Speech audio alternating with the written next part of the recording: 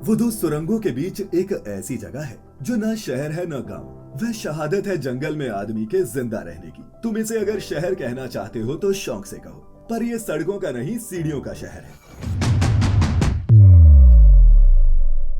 पहाड़ पर खड़े इस जंगल का नाम है शिमला। कुमार कृष्ण ने ये खूबसूरत कविता पहाड़ों की रानी के नाम से मशहूर शिमला शहर पर लिखी थी।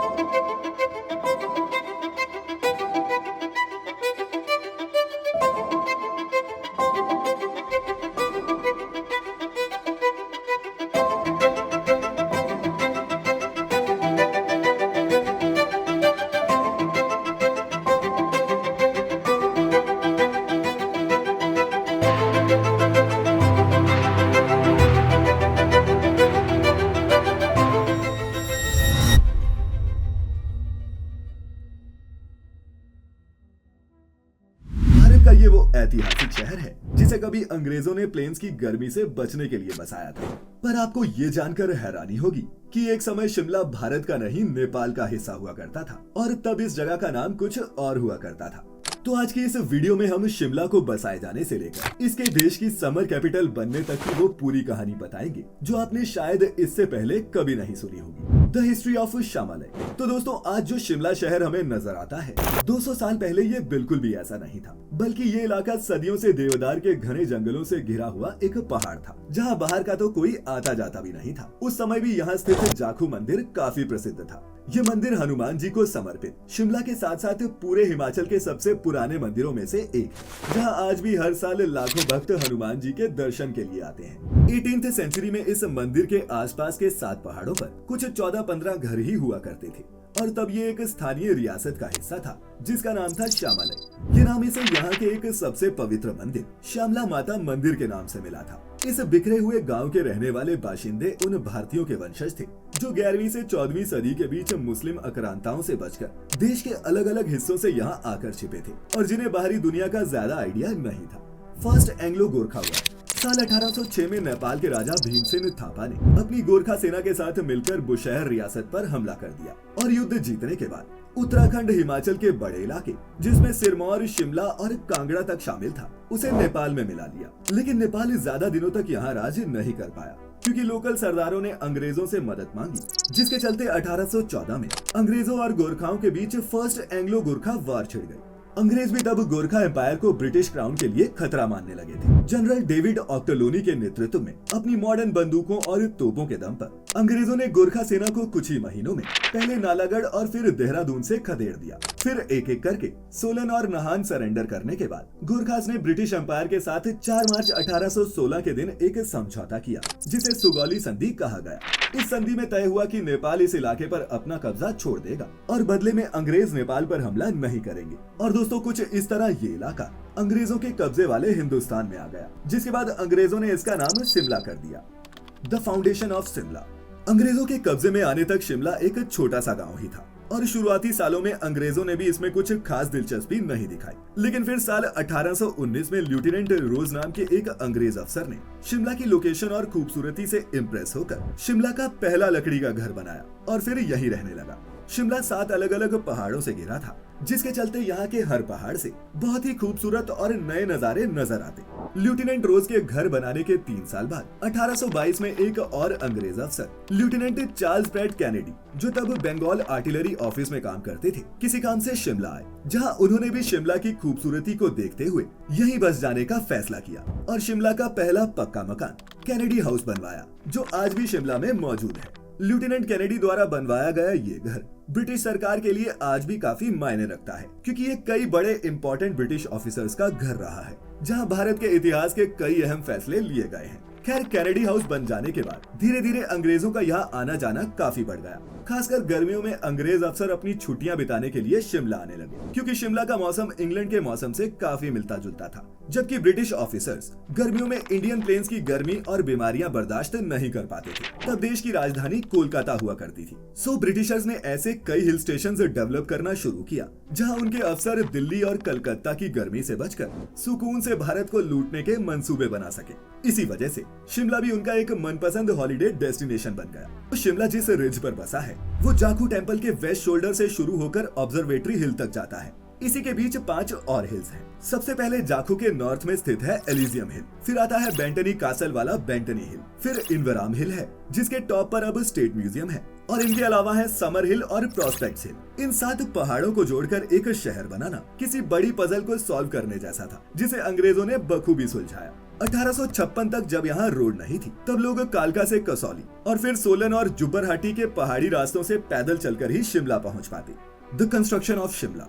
धीरे धीरे शिमला कई अंग्रेज अफसरों का घर बन गया, जिन्होंने अपने टेस्ट और अनूठे आर्किटेक्चरल डिजाइन से इस शहर को उसकी अलग पहचान दी। शिमला बिल्कुल भी वैसा ना होता अगर अंग्रेज अफसरों ने इसे अपना ठिकाना ना बनाया होता। सन 1830 तक शिमला में सिर्फ 30 घर ही थे, लेकिन 1880 आते आते यहाँ 1000 से भी ज्यादा घर बन गए, जिनमें से ज्यादातर ईस्ट इंडिया कंपनी में काम करने वाले अंग्रेज अफसरों के ही थे। लेकिन उनके अलावा कई घर ऐसे भी थे जो इंडिया घूमने आए अंग्रेजों ने बनवाए थे। शिमला धीरे धीरे एक हिल स्टेशन के तौर पर फेमस हो गया, और इस शहर को सिर्फ एक छुट्टी मनाने की जगह नहीं, बल्कि 1864 में इसे summer capital of British India declare कर दिया गया, जिसका मतलब था कि पूरा भारत समर्स में शिमला से ही चलता। समर कैपिटल बनाए जाने के बाद शिमला में अंग्रेजों का आना जाना और बढ़ गया, जिसके चलते यहाँ रहने वाले ब्यूरोक्रेट्स और हाई क्लास लोगों के लिए private schools, theatre, market, municipality और पुलिस स्टेशन जैसी कई जरूरी फैसिलिटीज बनाई गई।